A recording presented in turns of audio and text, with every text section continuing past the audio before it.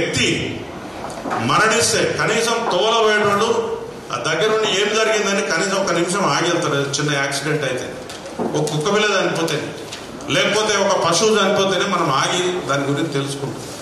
నీ కళ్ళ ముందు ఇంత వ్యవస్థ జరిగి ఇద్దరు మనుషులు శవాల్లా పడిపోయి ఉంటే మీరు ఎట్లా వెళ్ళిపోతారు? సామాజిక బాధ్యత మీకుందా? సామాజిక స్పృహ మీకున్నదా? వెళ్ళిపోయిన తర్వాత ఆయన కళ్ళలో నాకు ఎటువంటి పశ్చాత్తాపం కనిపించలేదు.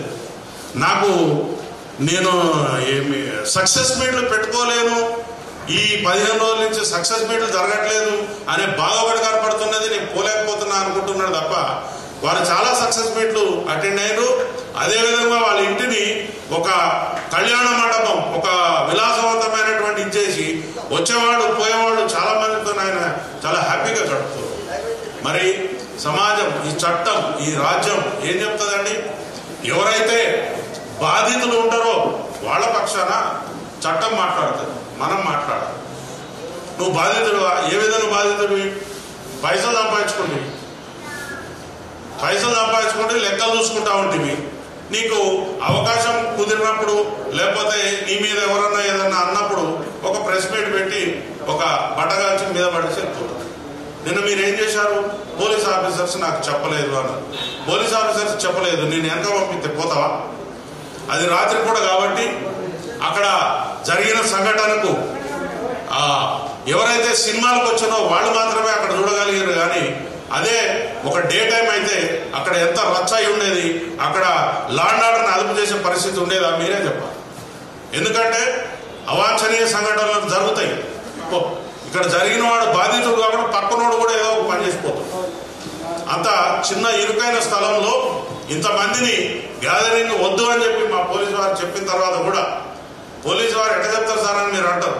ఒక అప్లికేషన్ నా దగ్గరికి వస్తుంది, ఆ అప్లికేషన్ మీద నేను ఎటువంటి రెస్పాన్స్ ఇవ్వకపోతే దాని మీద మాకు పర్మిషన్ వచ్చిందా లేదా అని కాగితం మీద రాపించుకుని తీసుకుపోవాల్సినటువంటి బాధ్యత ఎవరైతే నిర్వాహకుడు ఉంటాడో అతనికి ఉంటుంది. సింపుల్ విషయాలు. మనం ఒకళ్ళ ఇంటికి పోతాం, తలుపు కొడతాం, తలుపు తీయలేదని చెప్పి సక్క ఇంట్లో పోయి కూర్చుంటామా? నేను తలుపు కొట్టిన సార్ చాలాసేపు అడిగినా. నీకు ఒక బాధ్యత ఉంది, రెస్పాన్సిబుల్. అది పబ్లిక్ ప్లేస్. నువ్వు బాధ్యత ఉన్నప్పుడు ఆ రెస్పాన్సిబిలిటీని భుజం మీద తీసుకోవాలి. నువ్వు తెలుసుకోవాలా? తెలవకపోతే తెలుసుకోవాలి. కానీ నీ సినిమాలలో కూడా ఏం పెడుతున్నావు? ఓ పోలీస్ ఆఫీసర్లను నంగా చేసి బట్టలు ఇప్పి ఆ ఆఫీసర్ల మీద నువ్వు తుపాకులు పెట్టుడు, లేకపోతే ఇంకో రకంగా ఇంకో నీచమైనటువంటి ఇచ్చేసి. అసలు ఈ సెన్సార్ వాళ్ళు ఏ రకంగా ఈ పర్మిషన్లు ఇస్తున్నారో అర్థమైంది. ఒక బాధ్యత కలిగినటువంటి ఒక పదవులు ఉన్నటువంటి ఒక పోలీస్ ఆఫీసర్ క్యారెక్టర్ నువ్వు తీసుకుని ఆయన బట్టలు చింపేసి రాత్రిపూట నువ్వు బట్టలు చింపి పోలీస్ స్టేషన్ వదిలిపెడితే ఆ పోలీస్ స్టేషన్ కుక్క కూడా ఆయనను గుర్తుపట్టదు. అట్లాంటి పరిస్థితులు నువ్వు సినిమా తీసే పద్ధతి అదే. నువ్వు సమాజానికి ఏమని సమాచారం ఇస్తున్నావు? పోలీసుల మీద పబ్లిక్ తిరగవాడమంటున్నావా?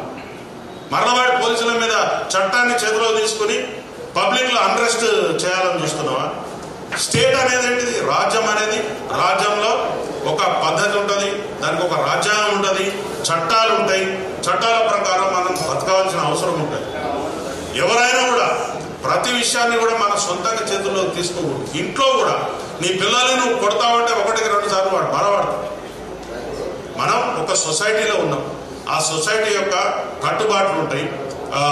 కట్టుబాట్లు అంటే చట్టాలు ఉంటాయి. నువ్వు ఎలా బిహేవ్ చేయాలో ఉంటుంది.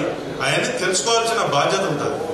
నువ్వు నాకు హక్కులు, నీకు హక్కు అంటే తెలియదు, బాధ్యత అంటే తెలియదు.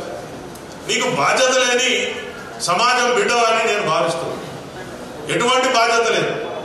130 మంది 1,30,000 కుటుంబాలు ఉన్నటువంటి పోలీస్ డిపార్ట్మెంట్ ఈ సమాజాన్ని ఆర్డర్లో పెట్టడం కోసం అనునిత్యం ప్రతిరోజు ప్రతి క్షణం పనిచేస్తా ఉంది.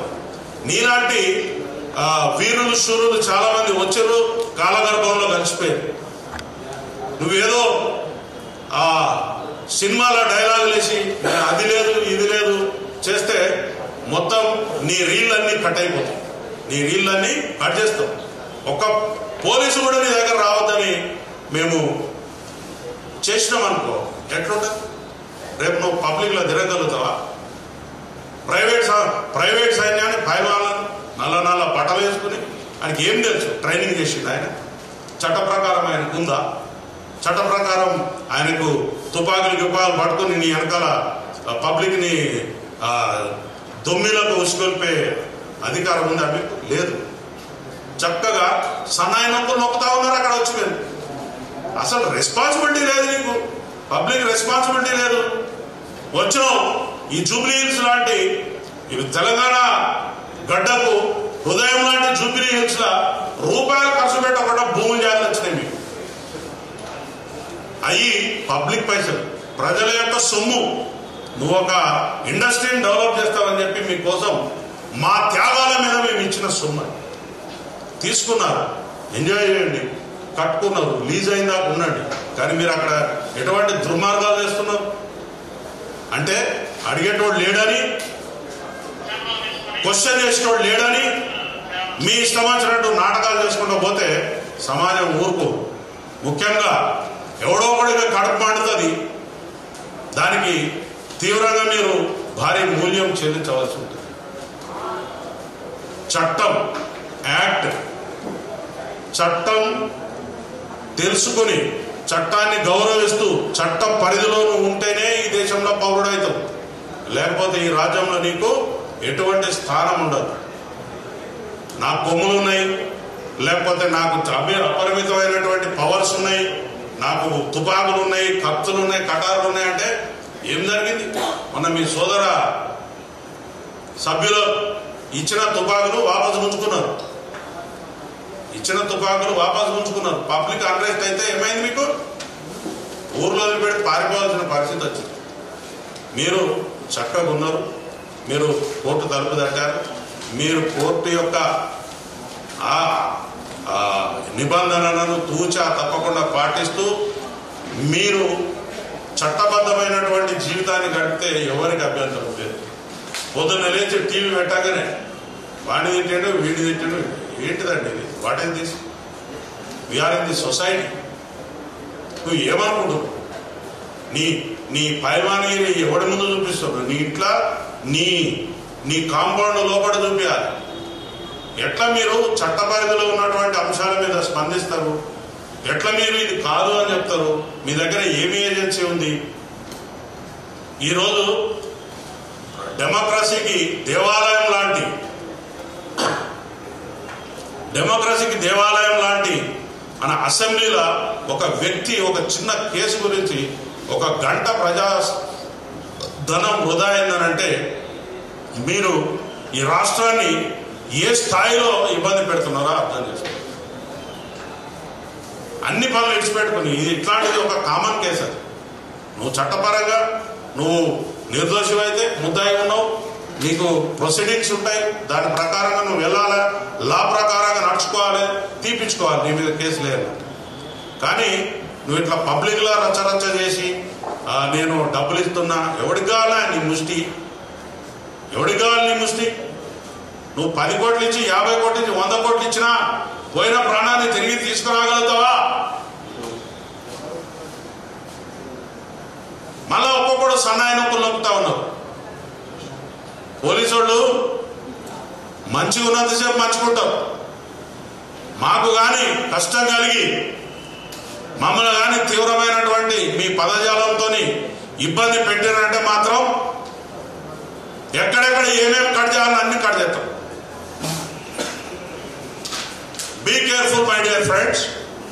మీరు చట్టాన్ని ఉల్లంఘించడానికి ప్రయత్నం చేస్తేనే మీరు ముద్దాయిలు అయిపోయారు. దానికి చట్టపరమైనటువంటి శిక్షలకు మీరు అర్హులవుతారు. కాబట్టి నేను ఇంకొక విషయం కూడా చెప్తాను.